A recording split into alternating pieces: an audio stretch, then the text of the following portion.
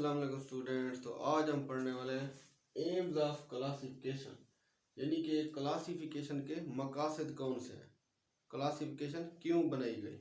सबसे पहले जो अहम ज़रूरी बात है वो है जी क्लासिफिकेशन क्या होती है। देखिए, जानदारों को छोटे और बड़े ग्रुप्स में तकसीम करना on the basis of similarities and dissimilarities, तो इसको कहते हैं क्लासिफिकेशन। मिसाल के तौर पर एक मैदान में बहुत से जानदार मौजूद हैं, यानी कि उस मैदान में गाय भी मौजूद है, भेड़ भी मौजूद है, बकरी भी मौजूद है, और इसी तरह परिंदे पिजन मौजूद है, स्पैरो मौजूद है और हॉर्सेस मौजूद हैं। तो यानी कि ये सारे जानदार अब मिक्स हैं, एक ही जगह पर ठहरे हैं। तो उस ग्राउंड से सब हॉर्स को एक तरफ निकाल लें और गाय को एक तरफ निकाल लें, सब भेड़ों को एक तरफ निकाल लें, सब बकरियों को एक तरफ निकाल लें, यानी कि अब उनकी हमने कैटेगरी कर दी है। तो इस ग्रुपिंग को हम कहते हैं क्लासिफिकेशन। एक अंदाजे के मुताबिक इस दुनिया में 1.5 मिलियन एनिमल्स मौजूद हैं, मतलब 15 लाख एनिमल मौजूद है। 15 लाख किस तरह होते हैं, क्योंकि 1 मिलियन बराबर होता है 10 लाख के, तो 1.5 million is equal to 15 lakh. इसी तरह जो प्लांट की वैरायटी है वो है 0.5 मिलियन, मतलब 5 लाख। क्योंकि ये हाफ मिलियन है तो पूरा मिलियन होता तो 10 लाख होता, half million is equal to 5 lakh. अब ये एनिमल्स एंड प्लांट्स की बहुत सारी वैरायटी मौजूद है। तो जो ये ऑर्गेनिज्म है, कुछ जानदार सी के अंदर रहते हैं, यानी कि समंदर में, जिस तरह मछलियाँ वगैरह और दूसरे जानदार, और इसी तरह इनमें से कुछ जानदार लैंड के ऊपर रहते हैं, खुश्की के ऊपर रहते हैं, जैसे गाय भेड़ बकरी, और इनमें से कुछ फ्लाई करते हैं, जिस तरह परिंदे वगैरह उड़ते हैं, बटरफ्लाई उड़ती हैं, और कुछ जानदार वॉक करते हैं, यानी कि चलते हैं, मूवमेंट करते हैं, और कुछ जानदार मूवमेंट ही नहीं करते, जिस तरह प्लांट्स एक ही जगह पर फिक्स रहते हैं। अब हम देखेंगे एम्स ऑफ क्लासिफिकेशन क्या है। तो सबसे पहले देख लेते हैं जी टैक्सोनॉमी क्या होती है। टैक्सा का मतलब होता है जी ग्रुप।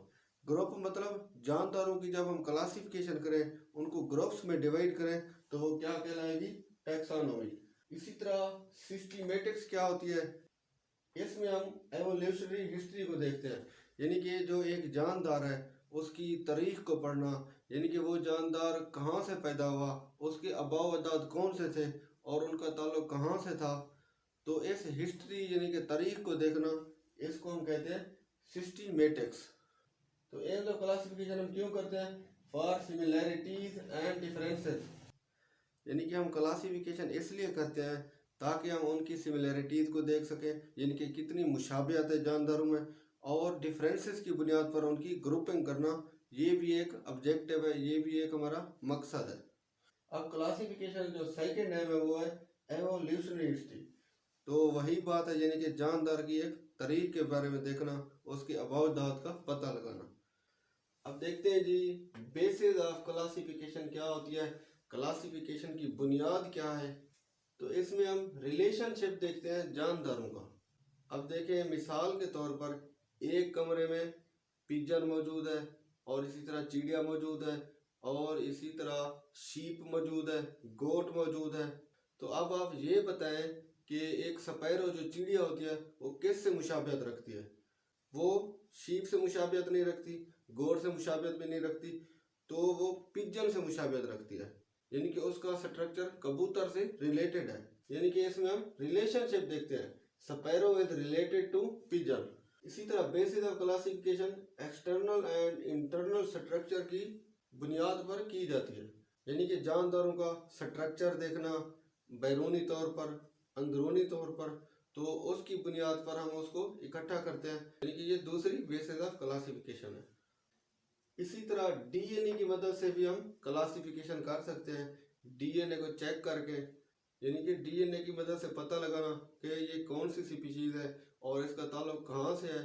तो डीएनए भी मोस्ट इम्पॉर्टेंट है इसमें। नेक्स्ट है जी टैक्सोनोमिक हायरार्ची।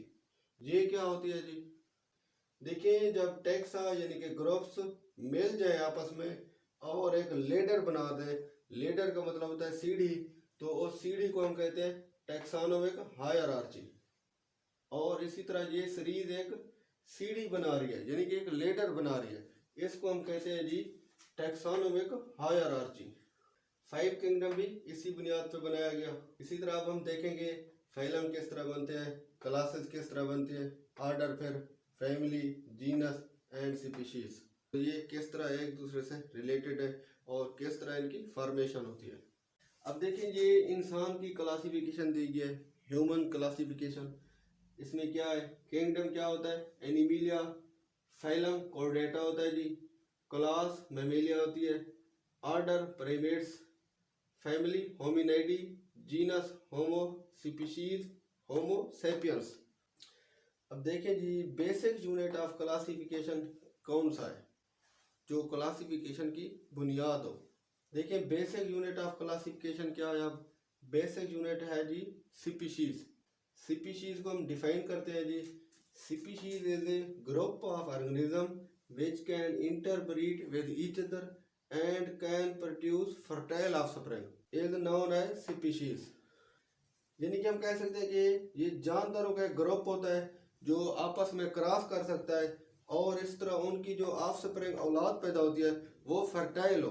फर्टाइल ऑफस्प्रिंग से मुराद यानी कि उसमें ये एबिलिटी हो कि वो आगे अपनी नस्ल को मजीद बढ़ा सके। जिस तरह एक जानदार म्यूल जिसको हम खच्चर कहते हैं, ये आगे अपनी नस्ल को नहीं बढ़ा सकता, ये इनफर्टाइल होता है। अब देखिए, एक म्यूल किस तरह पैदा होता है।